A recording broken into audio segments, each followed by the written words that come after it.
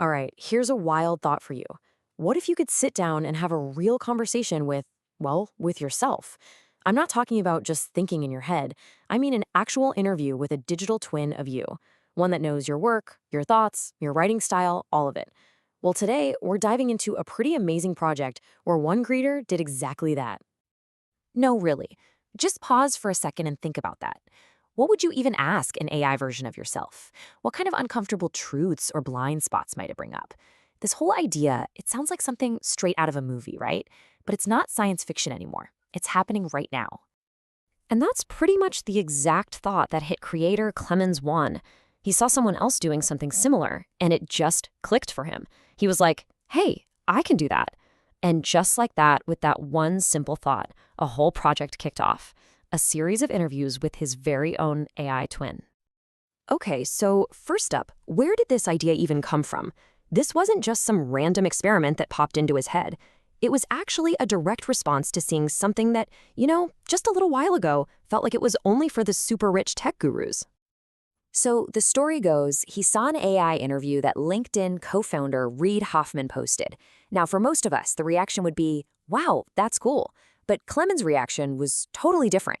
It was, wait a minute, I can build that. And that right there is a perfect example of how fast this stuff is moving. This kind of powerful AI it's leaping from the hands of billionaires into the hands of creators everywhere. Okay, so how on earth did he actually pull this off? How do you turn an idea like that into a talking, answering AI avatar? Let's get into the nitty-gritty of how Clembot is actually made. Now, here's a really important thing to get straight. This is not a live, real-time AI conversation happening on the fly. The avatar isn't thinking for itself in the video.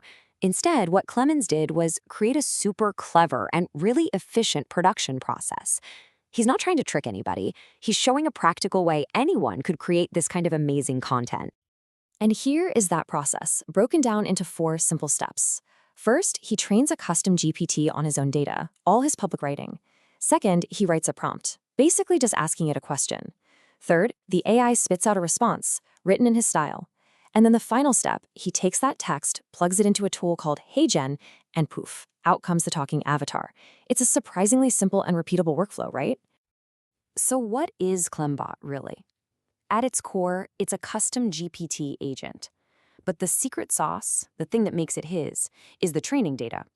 It's been fed his public writing, his books, everything. So it doesn't just answer questions, it learns to mimic his unique style. This isn't just some generic chatbot. It's an AI that has literally learned to write like him. And this wasn't just a one-and-done kind of thing. Nope. Clemens decided to go all in and turn this into a huge creative project he calls the 30-question challenge. He really wanted to test the limits and see how deep these AI conversations could actually go. Yep, he committed to a series of 30 interviews, 30 different meaty questions posed to his AI twin. I mean, that's not just a demo, that's a whole body of work exploring the personality and the capabilities of his digital self. And here's the part that'll blow your mind. His process is so slick that it only takes him about 20 minutes to create each one of these video interviews. Just 20 minutes. That's absolutely wild.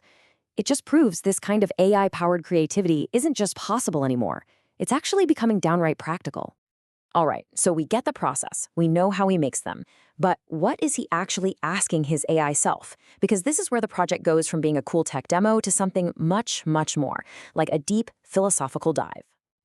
And trust me, he is not lobbing softballs here. He jumps right into the deep end, asking things like, could an AI actually lead a country better than a human? Then he completely switches gears, from something as big as politics to something incredibly personal. He asks it, how do you, an AI, even understand the concept of love? He keeps digging at the very essence of what makes us us. Can a system that's just built on logic and data ever truly develop a sense of morality? A real gut feeling for what's right and what's wrong. And then, maybe the biggest question of them all, should there be limits? Are there red lines we should never let AI cross? As this tech gets more and more powerful, what are the things we need to agree an AI should never be allowed to do? So, after all that, what does a project like this mean for the rest of us? Because this isn't just a cool YouTube series, right? It's like a little glimpse into the future that we are all walking into with AI. And here's the big takeaway. The idea of creating your own personal AI agent, your own digital twin, it's officially moving out of science fiction and into our practical reality. The tools are already here, they're getting easier to use every single day, and they're unlocking completely new ways for us to create, to work, and, maybe even to understand ourselves a little better. But in the end, this whole fascinating experiment leaves us with one final, really deep question to chew on. After exploring all the amazing things an AI can do, it kind of forces us to think about what it can't. What's that uniquely human thing, that spark, that will always be beyond the reach of an algorithm? What's the one ultimate challenge that AI can simply never solve?